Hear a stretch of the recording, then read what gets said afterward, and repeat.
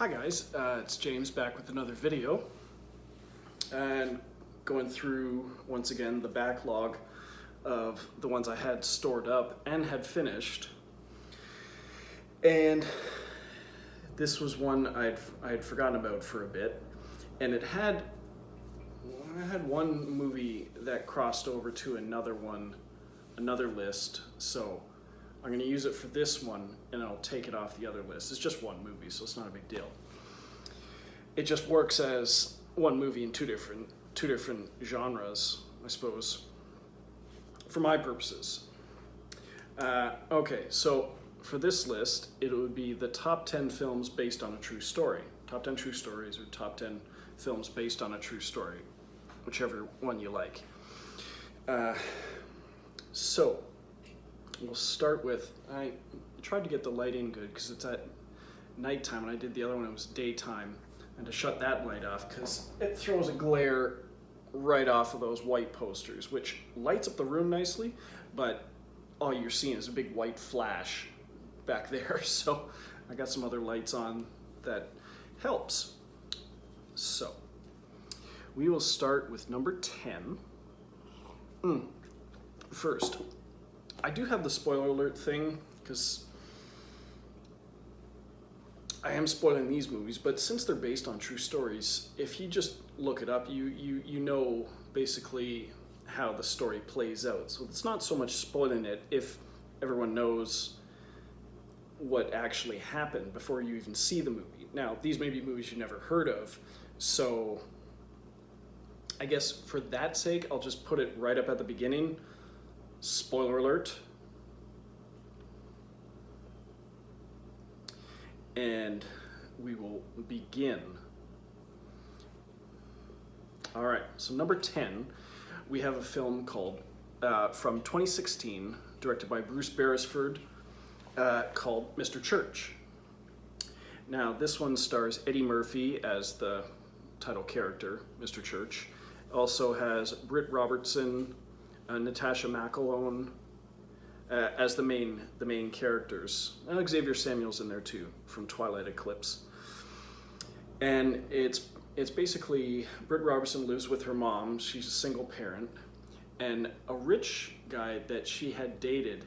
Mr. Church worked for him in his employ as a housekeeper, cook, a chef, what have you. And when he died, he left instructions that Mr. Church should go to work for the mother, played by Natasha McElhone. And let me see, the mother's name is Marie Brooks, and Britt Robertson plays Charlie Brooks, the daughter.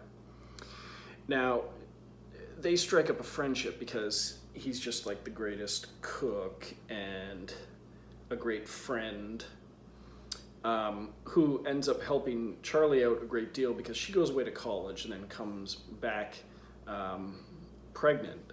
So she's soon to be her own single mother. And when her mother dies, Mr. Church takes care of her and her child and her baby. But he always, he has certain rules, like I very much respect my privacy.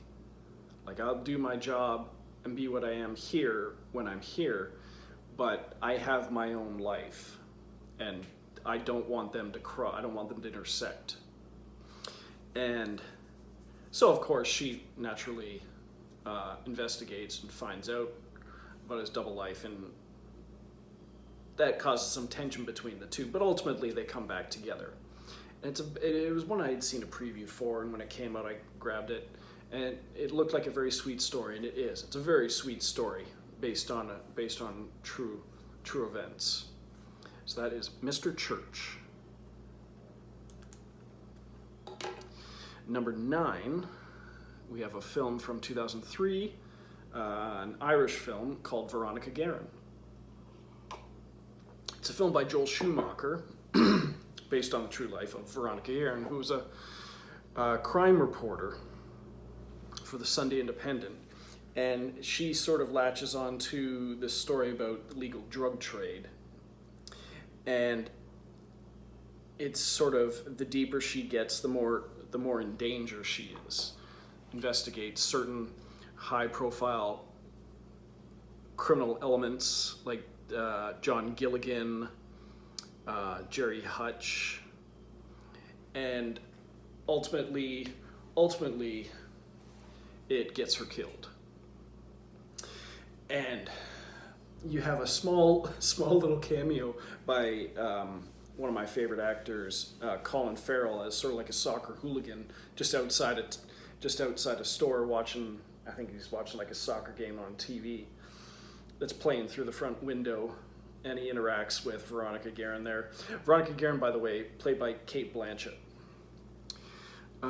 She's the most aside from Colin Farrell in the small cameo, but from the main cast, most recognizable people in the film: Cate Blanchett, Charon Hines, if I'm pronouncing that right, Gerard McSorley. But those are basically the main people you'd recognize. And there is a great, well, it's not a great scene because it's her funeral, but it plays at the end of the movie. There's a great Sinead O'Connor song called "One More Day," in parentheses, the funeral song that plays over it, and it's like, and you also have a narrator saying all the I don't know if it's the legal ramifications or basically all the laws or policies that went into effect after she died because of what she accomplished. So it's a great true story. Veronica Guerin. And a great top-notch film from the late Joel Schumacher. Number 8, we have the directorial debut of George Clooney, a movie from 2002 called Confessions of a Dangerous Mind. And it's based on the book, the autobiography by Chuck Barris. And he claimed that he was a game show host, and it was a very famous game show, and it was the dating game. But he also claimed that while he was working there, he was approached by the CIA and became a contract killer for the CIA. But of course, nothing could ever really be proven. But the funny thing is, the book that it's based on is, because you've seen like biographies, the authorized biographies, autobiography. Well, this one was dubbed as the unauthorized autobiography. So it was the book he wrote about himself that he wasn't allowed to or supposed to, like, in some form or another. And it stars Sam Rockwell, George Clooney, Julia Roberts. You have cameos by Matt Damon and Brad Pitt as contestants on the dating game. You've got Drew Barrymore in there. And I can't remember how much time. Rutger Hauer's in there too, Robert John Burke, Maggie Gyllenhaal. I don't know how much time is exactly covered in the movie, but there's a relationship with George Clooney, who's playing his handler, and Julia Roberts, who is another shady figure in the world of international espionage and stuff. But it's a great movie and a very, very impressive directorial debut from George Clooney, who's gone on to make even greater films. And he's got this great, like, almost like 70s haircut and big handlebar mustache and stuff. So that was Confessions of a Dangerous Mind. Number 7, we have a film from 2018 called White Boy Rick. And this one I held off on watching a long time, and I'm not sure why, just because I have so many movies built up and I can't get to them all right away. But this was another one by Jan Demange, whatever the guy, he was on my military list. He directed the movie 79 about the British soldiers trying to quell the riots in Ireland. And this one's about a young boy named Rick, whose dad is played by Matthew McConaughey. and he sort of gets involved with his dad doing like gun deals and stuff, and gets involved in the drug trade, and comes under the spotlight of the FBI, and they recognize his potential in making all these connections in the criminal underworld, and they recruit him to work for them and inform for them. And he also kind of has aspirations of his own and kind of works his way up the criminal ladder, I suppose, to become a legitimate drug trafficker, drug trader, trafficker, whatever. But that has its consequences, because then he's and subsequently arrested by the FBI, thrown in jail, sentenced to life in prison for as a non-violent offender in Michigan, and ends up serving over 30 years in prison. He eventually did get out, but over 30 years in prison, he was put in there as a, oh, how old was he?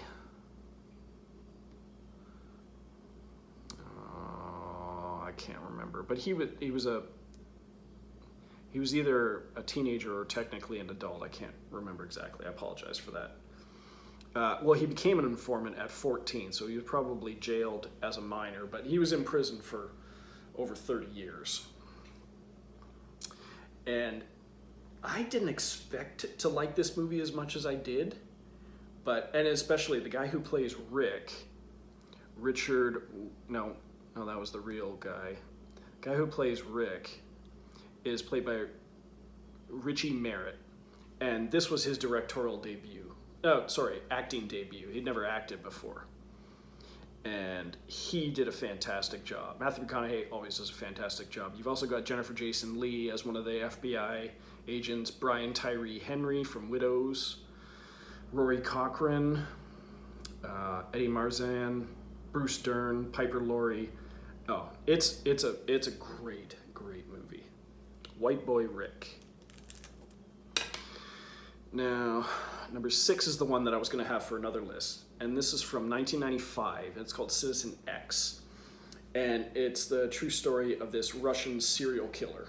And it was going to be on my serial killer list, but I'll have to take that out and plug something out, find something else to put in its place.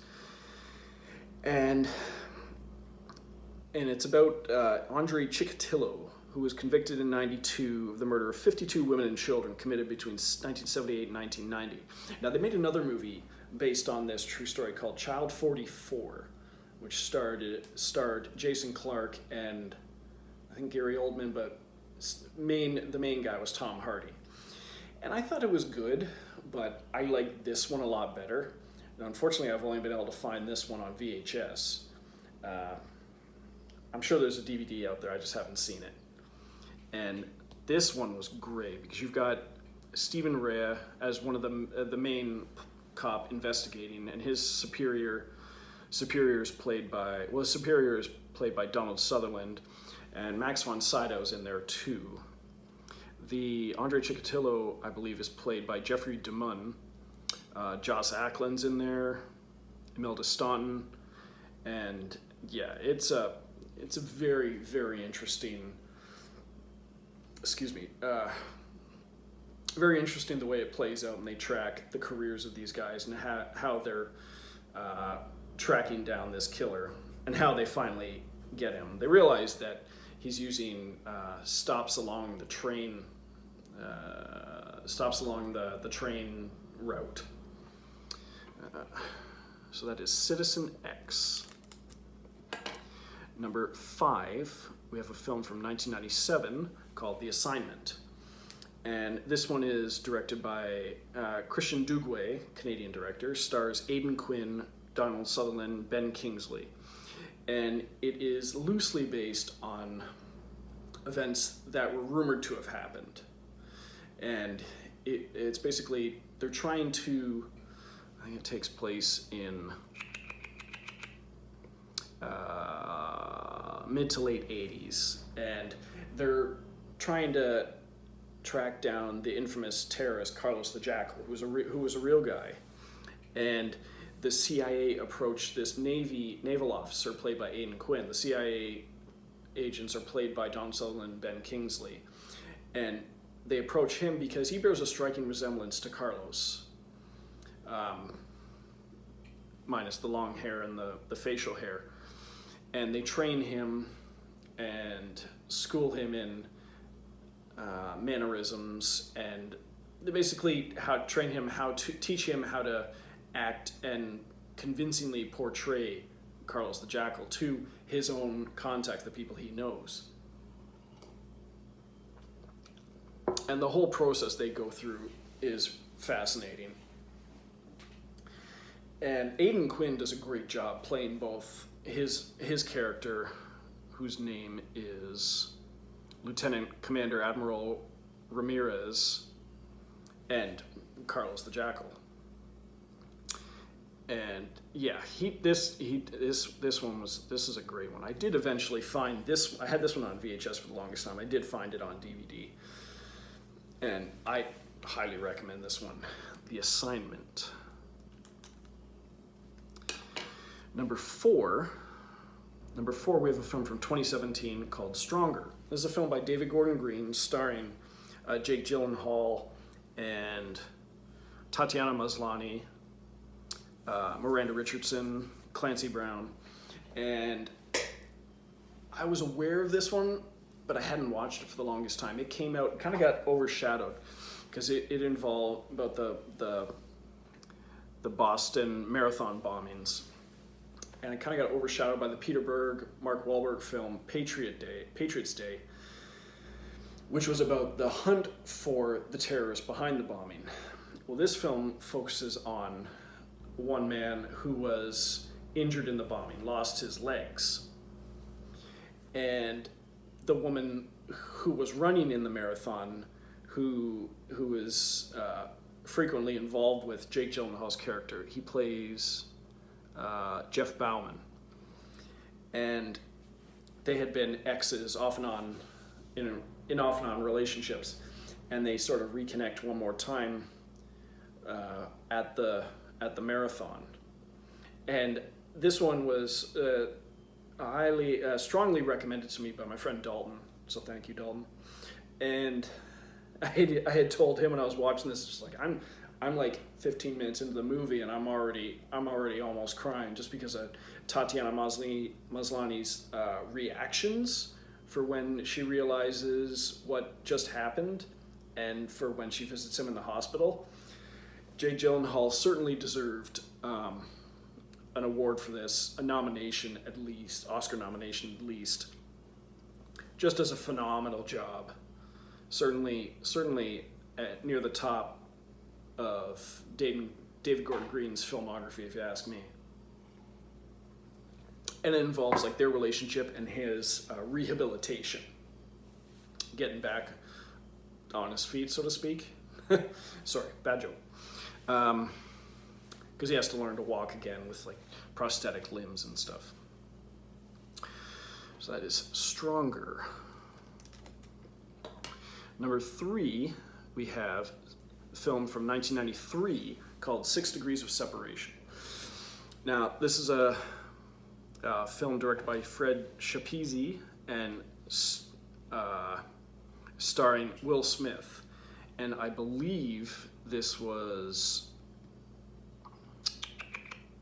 I don't know if it was his acting debut. It was certainly one of his lead acting debuts, because I think he was also appeared in Made in America, that Ted Danson, Whoopi Goldberg film. But this is one of his earliest roles and earliest film roles, and to me, still one of his best. And it's sort of loosely based on the real story. He plays a character named Paul, who's a con artist, and he approaches several people throughout the movie. This young couple, and then played by Heather Graham and Eric Thal, and eventually a very rich couple played by Don Sutherland and Stockard Channing. And he always purports himself as the son of Sidney Poitier, who won't see him, but he's very proud of his father, because he keeps saying that he's producing a film version of Cats. This is like back in 1993. And he manages to worm his way into these people's lives and charms them and gains their trust, and eventually kind of wreaks havoc, like steals their money, and he's just playing on their sympathies and stuff. But Stockard Channing sort of takes a shine to him, takes a liking to him, and feels protective of him despite what he's doing to them. And it's astounding, the acting that Will Smith pulls off in this film for being such a young guy at the time. Let me see the other cast in here. You've got Ian McKellen, Mary Beth Hurt, Bruce Davison, Richard Mazer, Anthony Michael Hall as sort of like I think he's like a university student who meets Paul early on and sort of shows him how to do what he does. But then Paul, in turn, kind of uses that information and all his contacts and does what he does throughout the rest of the film. All his con jobs and stuff. Anthony Rapp is in there. Daniel von Bargen. J.J. Abrams, in one of his rare acting roles, is in there. And yeah, just one of the best Will Smith movies out there, if you ask me. 6 Degrees of Separation. It doesn't have really a lot to do with that, like the actual game, like 6 Degrees of Kevin Bacon or 6 Degrees of Separation, where everyone in the world is separated by no more than 6 degrees. But it's a good title for the film. And by the Pulitzer Prize nominated play of the same name from a few years before the movie came out. Anyway, number 2, we have Hachi, A Dog's Tale from 2009. It's also known as Hachiko, but it's directed by Lasse Hallström, and it stars Richard Gere, Joan Allen, Sarah Romer, Cary Hiroyuki Tagawa. Let me see who else is in this one. You've also got Eric Avari, Jason Alexander. Now those are the main people. And it's sort of based on a real dog. The movie's about a dog. And it's based on real events that happened in Japan years before.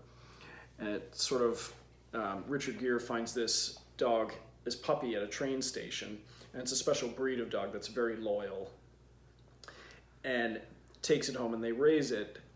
And then early on in the film, or partway through the film, develops the whole film comes to love the dog named Hachi. And Richard Gere suffers a heart attack and dies. And like the dog would always get out of the yard and run across town to the train station, because Richard Gere would take the train to the college or university where he taught and then come back, and the dog would be there waiting for him, regardless of however many times they locked him up. When he dies, the dog continues to go to the train station and waits there all day for Richard Gere to come home, even though he's no longer coming home. And then the dog goes back home. And eventually, the family moves away. Because like the father has died and the wife needs to get away, and the daughter, who's now has her own family and stuff. So they take the dog with them. Then the dog runs away, runs all the way down the tracks to the next town. I can't remember how far away they move, but basically runs all the way back to the train station and waits for his owner, who's never coming back, and then sleeps in the nearby train yard, then comes back every single day. And the people around the train station end up sort of looking after Hachi.